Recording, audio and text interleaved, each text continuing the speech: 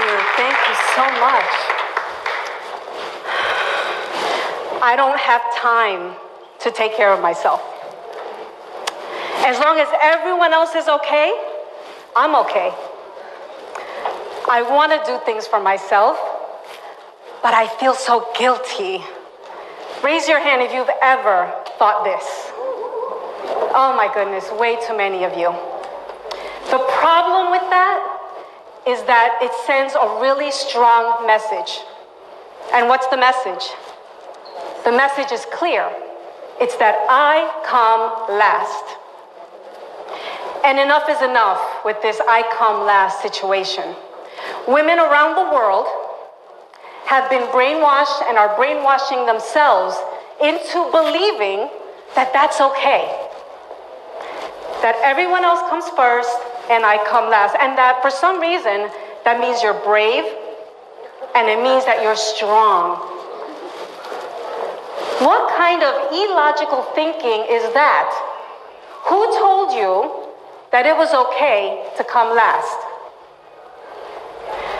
We're talking about wellness. And when it comes to wellness, let me tell you, that is the opposite of wellness. Wellness means that you are taking care of yourself.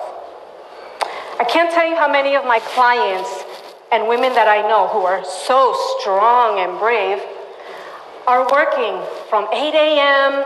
until 12 o'clock at night. They come home, they take care of their kids, their wife, their husband, their uncle, their mama, their daddy, their pet, their dog. They're sick, mentally, physically, emotionally, and they do it all again the next day. But in their minds, they're saying, I'm so great. I put my family first. I put everyone else first. Meanwhile, they're being diagnosed with cancer. They're stressed out. They're losing their hair. But as long as everyone else is okay, as long as everyone else is okay, that's sickening to me. And today it stops. Today it stops. If you're going to empower yourself, if you want to be okay, there's a couple of things you need to do. First thing you need to do, and there are some steps here, you need to first figure out who you are. I had a client, coaching client, I said to her, who are you? And she said, what does that mean? Who am I? Whoa. I said, well, who are you? And she said, well, I'm a mom. I said, okay, what else are you? Well, I don't know. How many of you can relate to that? If someone were to ask you right now, you're like beyond maybe a mom or a wife, you don't know what else to say. That also needs to stop. Because at some point along the way in your life, you were something else, but you lost it. Step one is figuring out who you are, separate from the mom, the partner, the employee. That takes some time. Because I can guarantee you that if you really dig deep, you'll find out that you are perhaps an artist, a motivator, like Majid and a lot of other people here. You're meant and designed and built to do so much more. But again, we go to our grave doing for everyone else. And I don't know about you, but I don't want to die that way. I'm the mommy to a beautiful 10-month-old. Many of you know that. And I'm sorry, I love you, Nicholas Alejandro Sugars, but I'm more than your mom. And he wants me to be more than his mom, believe me. Your children are watching you, your nephews, your godchildren. They're not thinking that you're brave. So you're taking care of them. Meanwhile, your hair is falling out. You now have to go to the doctor because you're sick. So you're really not being there for them, are you? Step two is to think about the way that you think. This starts from the moment you get up. You know how we're laying in bed and we first open our eyes? It's at that point that you have your first thought. And what's that first thought? Tomorrow morning, I want you to picture my face. That might be good or bad, I don't know. And I want you to ask yourself, whoa, what was that first thing I just thought? Was it, oh God, here we go again? I hope not. Or is it, all right, here we go. I'm gonna be the best version of myself. Who am I today? What am I gonna accomplish today? For some of us, we wake up and we're like, okay, is this person okay? Did I talk to that person? What does that person need? But it starts with the moment you wake up and then all throughout your day. Catch yourself. Catch yourself thinking things that are extremely unrealistic. When you're doubting yourself, where you're saying, I shouldn't do this for myself. I shouldn't do that for myself. I'm not worthy. And I'll say this to you. Figure out where that came from. Go back in time. Did your family raise you to believe that you put everyone else first? Sometimes. Sometimes our own families, while we were growing up, told us. As a 7-year-old little girl, you might have been taught that you need to take care of your own mom. That's not okay, and I hope you all know that. Look at the way you speak to yourself and catch yourself telling yourself all these unrealistic things that are not loving. Because then you need to change it, don't you? You need to transform it. Who do I think I am? I can't start a business. I'm too old. I don't have experience. Just the other day, one of my clients said, this is a true story and it's very sad. I'll be sad, but just for a moment. She texted me, as many of my clients do, and she said, I feel old and stupid. Now, I don't know about you, but that literally gives me chills, that it makes my stomach hurt. How many of you know someone that talks like that to themselves? Or maybe you're doing it. Is that the example you want to give to your children? Because even if they don't hear you say it, they can tell in the way you treat yourself. When you're looking a hot mess all day, but as long as your kid looks great, it doesn't match. It makes no sense. I see that people are having some aha moments. That makes me happy. And you should get angry. Get angry at this piece of you that has allowed yourself to say, it's okay, I'll come last, I'll come last, I'll come last. And then what's left? The third piece is to go outside of yourself. We go and we go and we go and we go until there's nothing left. But as people who are very smart have been telling you today, it's not you. You can't just save the world. You have to be able to ask for help. How many of you are good at that? Raise your hand if you're really good at asking for help. Okay, there's like 3 hands up. Let me tell you, you can ask my partner. I'll be like, I need help, come help me, all the time. There's no shame in my game.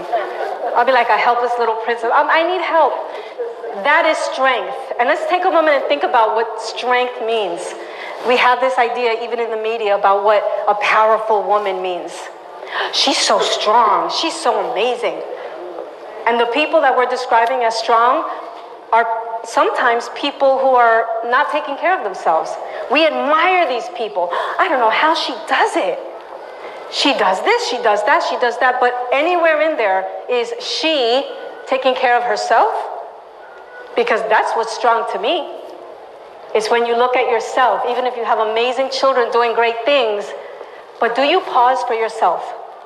I have a coaching client who is finally starting to do that. Even if it means that it's when the kids go to sleep and then you do your coaching assignment. But you take that time. Go outside of yourself. Go to conferences like these. Invest. You're willing to spend $100 on your kid's soccer outfit, but not $20, $30, $40 on a conference that's going to change your life? You're not willing to spend a little money to get your own coach? Like, that doesn't make any sense to me. So get outside of yourself, start investing in yourself. You got your check? Put a little piece of it aside for yourself. Finally, this is my favorite part. Look at who you surround yourself with. Yes.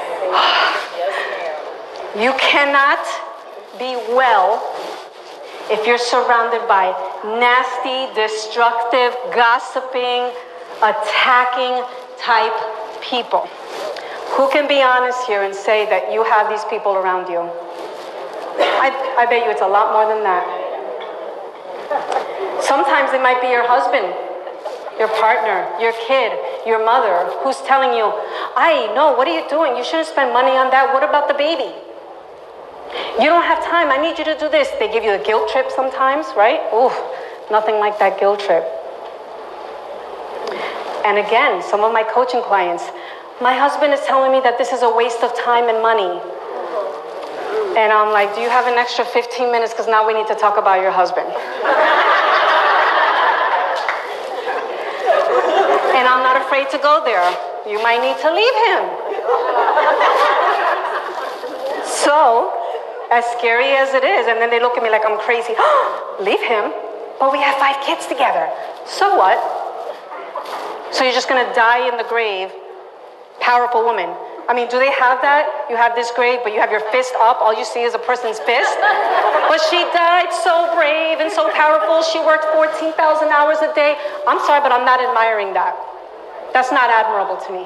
What's admirable is being able to love yourself, put yourself first. We have to get rid of this idea, this disgustingly crazy idea, that if you take care of everyone else, you're amazing. And what I have found through my coaching is that women, regardless of their profession, their background, they really believe this. They die, they go to their grave believing that that's what brave means. That's what is to be admired. And that putting yourself first is selfish. That it's selfish. Who do I think I am? People have literally said this to me. Who do I think I am? I see a young lady over here, and I'm so glad you're here. Because it starts with the way we talk to our daughters and to any other young lady that we're around. Telling them, it's okay for you to come first. Because guess what? You cannot take care of other people if you're not okay. I need to say it again. You cannot take care of other people if you are not okay. Wellness is emotional, physical, financial. It's holistic, isn't it? And so what you're doing today is saying to yourself in the world, I'm worth it. And if there's anyone here today who grew up in a situation where you were told that you're not worth it, I'm so sorry. Because that's not okay. And it's a reality. People grew up saying, you're last, or your voice doesn't matter. Be quiet. Those are the 3 things you need to do. Figure out who the heck you are. How do you do that? Talk to yourself. Talk to people that believe in you. Go see a clinician. Go hire a coach, whatever you need to do. Dig deep. How did I become this way? Forgive those people who instilled that crazy idea in you, but then tell them, maybe not directly, but in your mind, you are wrong, and I'm not going to live this way anymore. Look at your thoughts. So from now on, even from the moment you wake up, how do you speak to yourself? Do you speak kindly to yourself, or do you talk like my client who says, I'm old, I'm stupid? That does something to my heart and my stomach every time I hear a woman, a lady, or a girl speak that way. Go outside of yourself. Go to conferences. Go to one event per month. Anything. Something where you're learning or you're having fun. You're meeting with other women who will tell you, as in step 3, that you are amazing. I have a couple of coaching clients here in the audience. You're all amazing. They know that it starts there. They have been brave enough to take that risk with me and for themselves. And that's always the first thing I say when I get a new coaching client is thank you. Well, wow, you're so brave. Look at you taking time for yourself. Wow. You're telling the world I matter. I want you all to repeat a couple of things after me, but I need you to really believe it. Is that okay? Do you promise? Yeah. All right. First, stand up. Up, up, up, up, up, up, up. First thing we're going to say.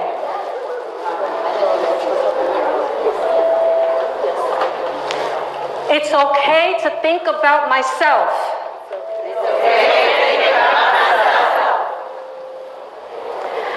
I put myself first so that I can take care of others.